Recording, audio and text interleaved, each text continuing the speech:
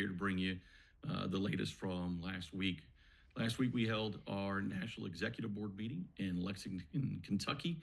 And thank you to all the members that came out for the meet and greet. Every time that we go to a city, each RVP chooses a city in their region. We hold 9 to 10 National Executive Board meetings in the year, and we get a chance to engage with the membership, talk to the leadership of that area and that region. Thanks to John Bonadano for coming down. Great to see Manny stepping up at that facility, and had an absolute pleasure being there with everyone. Had a great productive meeting as well. Took on some different new roads of really just trying to break open a few topics, explore those, ensure that we all had the same information. I'll get back to that here in just a moment. After the National Executive Board meeting, I went to Montreal, Canada to meet with the CACA president, Nick von Schonberg. Myself and him serve as the president and vice president of the Global Alliance that we are a part of, along with 5 other countries representing labor and air traffic controllers across the world on world issues. And not only about how we coordinate and better use our resources to support one another, but also shape the future. And that's what we were there to do, is talk to one of the representatives from CANSO that represents the Americas, and finding the opportunities of how we work together and start shaping the future, because they have a vision of what they believe air traffic should look like in the future for the globe, and getting other countries and other standards put in. And we want to ensure that we're on the front end of that, and not just sitting around waiting until there is a plan cooked across the world that we weren't involved in and that labor's voice wasn't the forefront of. Because any modernization has to start with having the people engaged. It's not modernize things and then come back and see, does it work for the people later on, especially when you're talking about the entirety of the planet. So the other things that have been really focused on, and I won't belabor any of these points or just get down in the weeds too much, but we've been working on, been speaking a lot about not only what our national strategies have been, but our National Executive Board's ability to communicate that, to be able to speak as one about the vision, the direction. Let's take something that's, like center consolidation, all the en route facility consolidation that is currently the law, and that we have different positions on it, white papers on it, other alternatives to it that we've put out. But at the same time, it doesn't seem that it's getting briefed, that some of the RVPs aren't disseminating that message or information, or they are, and we're all doing it in different ways and styles, and no one really knows the entirety of the background or what's happening with it. Okay, and that's something we need to improve on. It's not any one person's fault. The information's there, all the tools and resources are at everyone's disposal, but now let's make a more, I would say, more stringent plan of ensuring that information gets out there. Not you have it and whatever you want you can do with it.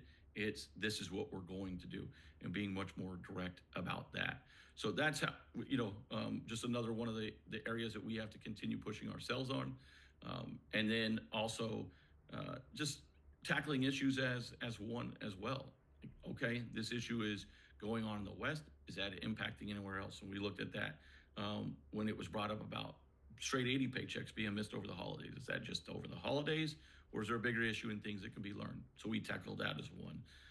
And then a few other different topics like that, having the RVP speak to them, then putting a plan together to go gather the information. One that should have gone out to every single FAC rep from every RVP was CIC standalone usage, and is the agency prioritizing that over training? Are they not allowing training to occur and saying, nope, we'll only have standalone CIC? Instead, training comes second. Well, that's 180 degrees opposite of what the agency agreed to and said that they were going to do. We know that occurs. So we want to gather the data from that as well to be able to collectively use that. And that is another joint venture that we all went out on, not just a single region.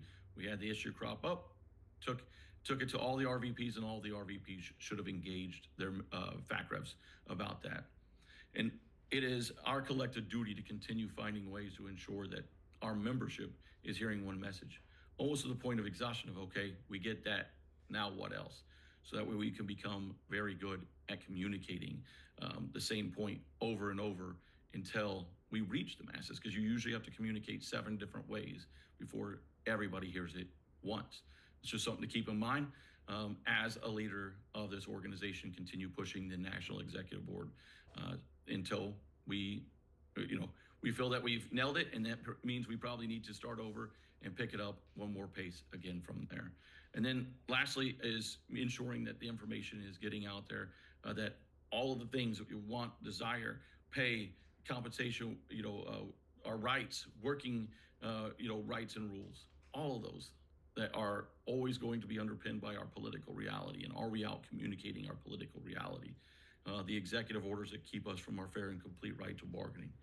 The fact that there's an executive order in place today where the Secretary of Transportation can deem our union national security and then ultimately decertify the union because of it. Those are the political realities that exist. We just have to be smart and strategic of how we maneuver and how we navigate, knowing all those realities are out there. But is it being communicated? Is it being discussed? And does our membership know and understand what the entirety of that looks like? It's for us to continue bringing to all of you. It's my responsibility to work with that NEB. It shouldn't just be one person that has to communicate everything. We have an entire leadership structure for a reason. We just have to operate together. So with that, we'll keep working on all of those items and more on your behalf, bring you more updates next week. Appreciate your time. Thanks for everything that you do. We'll talk soon.